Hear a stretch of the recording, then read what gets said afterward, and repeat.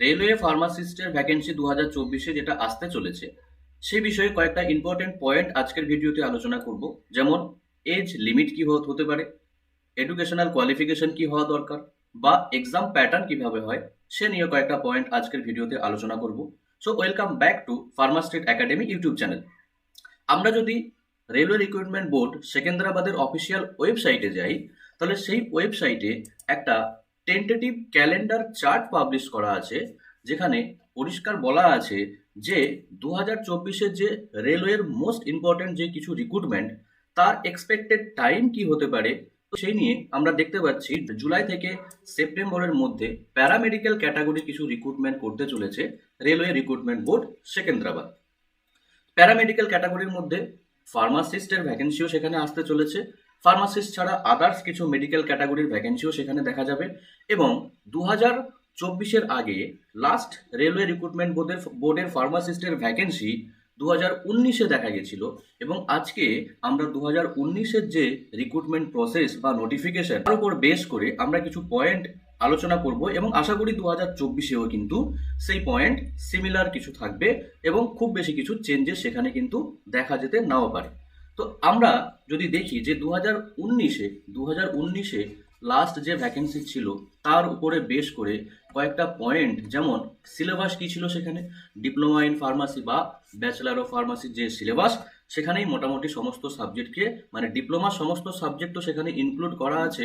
তার সঙ্গে bachelor of ফার্মাসির কিছু মেজর সাবজেক্ট বা বলা যেতে পারে ম্যাক্সিমাম সাবজেক্ট কিন্তু সিলেবাসের মধ্যে ইনক্লুড করা আছে। এক্সাম কিভাবে হবে না, কম্পিউটার বেসড টেস্ট হবে সেখানে।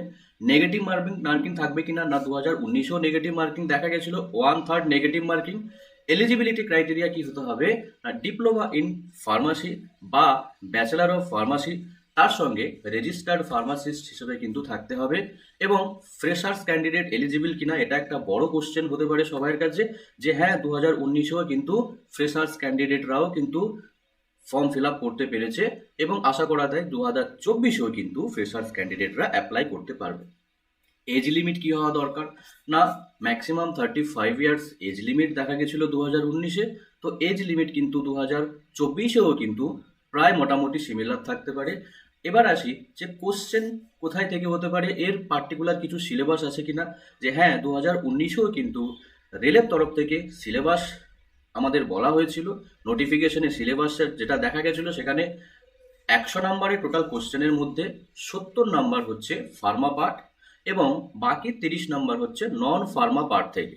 নন ফার্মা পার্টের মধ্যে কি কি থাকে, যেমন জেনারেল অ্যাওয়ারনেস থাকে 10 নাম্বারের, জিআই বা রিজনিং থাকে 10 নাম্বার, আর কিছু জেনারেল সায়েন্সের কোশ্চেন থাকে 10 নাম্বার। তো এই 30 নাম্বার হচ্ছে নন ফার্মা, আর হচ্ছে 70 নাম্বার হচ্ছে ফার্মা পার্ট। তো টোটাল 100 নাম্বারের কিন্তু কোশ্চেন দেখা গেছিল 2019-এ। আশা করি এটাই সিমিলার সিলেবাস থাকবে হয়তো 2024।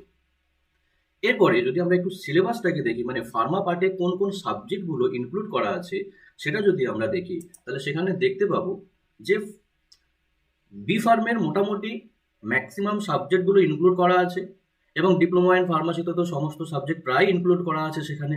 তো এই যে লিস্টটা দেখতে পাচ্ছ, এটা হচ্ছে 2019-এর কিন্তু যে সিলেবাস ছিল সেটার উপরেই বেশ করে আমি এখানে আলাদাভাবে তোমাদের দেখিয়ে দিয়েছি যে কি কি সাবজেক্ট সেখানে মেনলি ইনক্লুড থাকতে পারে। যেমন কিছু মেজর সাবজেক্ট ফার্মাসি প্রফেশনের মধ্যে, কিছু ফার্মাসিতে কিছু মেজর সাবজেক্ট থাকে যেগুলোকে আমরা বলি, যেমন ফার্মাকোলজি, ফার্মাকগনোসি, ফার্মাসিউটিক্স, কেমিস্ট্রি।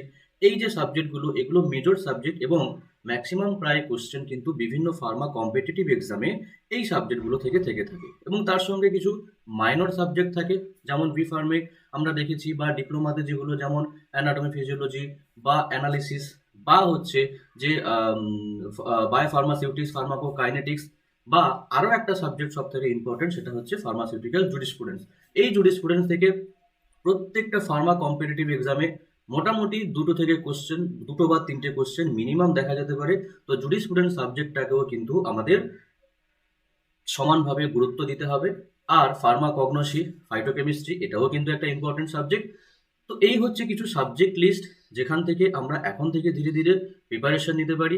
এবং 2024-এর যে ভ্যাকেন্সি আসতে চলেছে, যে টাইমটা টেন্টেটিভ ক্যালেন্ডার ডেটটা যেটা বলা আছে, সেই টাইমের মধ্যে কখন কি নোটিফিকেশন আসবে, কিভাবে কি প্রসেস হবে, কিভাবে কি ফর্ম ফিল আপ চলতে থাকবে। তো সেই বিষয়ে আমরা আমাদের চ্যানেলে যথাযথভাবে টাইমে আমরা আপডেট দিয়ে দেওয়ার চেষ্টা করব তোমাদের।